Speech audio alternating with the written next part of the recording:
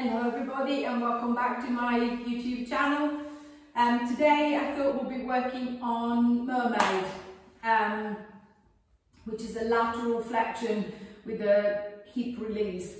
Again, it's a kind of like hard position if the hips are quite stiff, as the legs should be going exactly as they are at mine, so they should be both dropping in the same direction. So if the hip is stiff, so I can't sit in this position, my hip is too stiff, it's too sore, I feel that I'm going to fall backwards, the best way is to try and raise the seat bone. So if I drop both legs to my right, to my left, whichever way, I'm just going to set the block under my right bum cheek. So I'm going to raise the bum cheek to allow myself a little bit more space, and then might find that this position suits me better, feels more comfortable. If I find that this is still uncomfortable, I could double the block, so I could use something a little bit thicker than the block, and then see if I can get myself into a slightly higher position, so it's not so much pressure through the hip into the knee or into the foot. If you find that no matter what you're trying, how much you're trying to raise the hips, and this position still doesn't feel as comfortable, it doesn't feel as if it's suitable for you, then change in position. You can either work with one leg bent and maybe one leg straight ahead, so easy enough for position. I might still need to use a block under the hips to allow me to sit up nice and straight, just making sure that I'm not slumping and rolling backwards, so my hamstrings are not pulling me back into that flex position. So choosing the option that suits you better.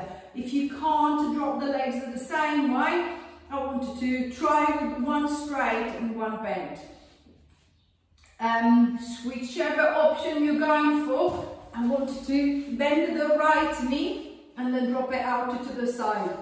Left leg is straight ahead of you, or I'm just going to fold it in. And then I'm just going to play with the position of the legs. As some of you might find that they're overlapping the legs slightly, feels more comfortable. Some might want to go a little bit wider. There shouldn't be pain. I should comfortably be sitting here, and then both of the seat bones are pretty much should be touching the ground.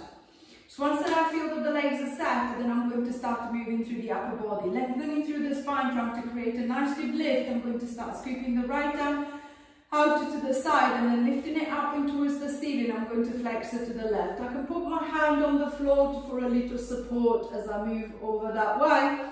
And then coming back, I'm going to scoop that left arm up and over, and then supporting with the right hand, I'm going to flex it the other way, and then coming back. See if you can think of the movement coming from your thoracic spine.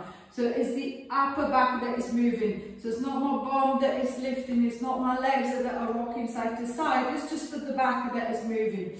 So I'm going to support myself, flexing down one way, coming back, and then I'm going to lengthen in the other. Noticing how different the two directions feel, whether you're sitting with both legs bent or with one leg bent.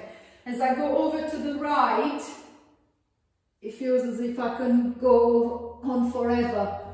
As I go over to the left, it doesn't quite feel the same. Especially if both legs are bent, my left leg is in the way, so I can feel a better stretch down the side. So if I feel that the movement feels quite comfortable, I can maintain that nice lifted upper body. So if my back was against the wall, I should be keeping my head, my shoulders on the wall as I'm moving from side to side into that flexion. Then I'm going to try and see if I can make it a little bit more challenging. So instead of supporting myself with the hand on the floor, I'm going to take that arm away. So I'm going to bring the arm across the front of the body, and then I'm just going to flex to the side. So noticing how much more tension I can now feel around the hip and the obliques at the side of the belly, preventing me from going too far and falling to the side. And then coming back, and then I'm going to go around the other way. Then easing back, flexing to the right, and then coming back, and then over to the left. Think of a little pause at the end of the reach. So I'm just going to pause slightly, and then I'm going to come back. So finding the speed as well that challenges you but doesn't strain you. So see if I can notice that tension lifting into the side of the belly. Your obliques are working a little bit harder. And then if I want to make it even more challenging, I could always grab hold of a load. So a set of hand weights, 2 bottles, 2 tins, just as something to increase the load. As the arm goes over, it will feel a little bit heavier. The obliques to the side of the belly, the hips will have to work a little bit harder to keep you into that position. 3, 2, last one, and releasing back, releasing through the hips, releasing through the belly. I'm going to try the same thing to the other side. So if one leg was straight, one leg was bent, I'm going to bend my left knee out and then straighten up my right leg. If I can bend both, I'm going to bend them both.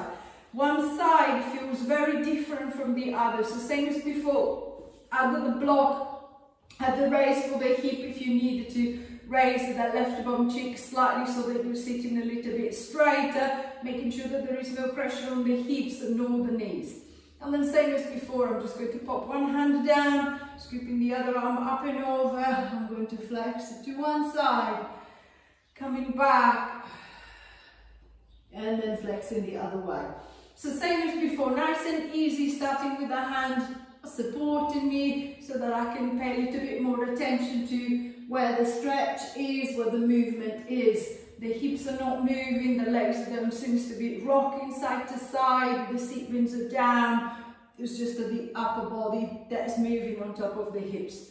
And then once I feel that the back feels a little bit looser, the movement feels a little bit warmer, a little bit easier, then I'm going to take the supporting arm away. So bringing it across the front of the chest, out of the way, and then I'm going to repeat to the other side. So again, focusing the intention into the side of the belly. It doesn't matter if the movement is small, just to see if I can be aware of the side of the belly tensing, preventing me from falling over. 2. Finding a breath that works for you. 4. 5. 6. 7. 8. 9. 10. And releasing back, easing the legs back to the front, relaxing the hips, releasing the feet. So I hope you've enjoyed the Little Mermaid.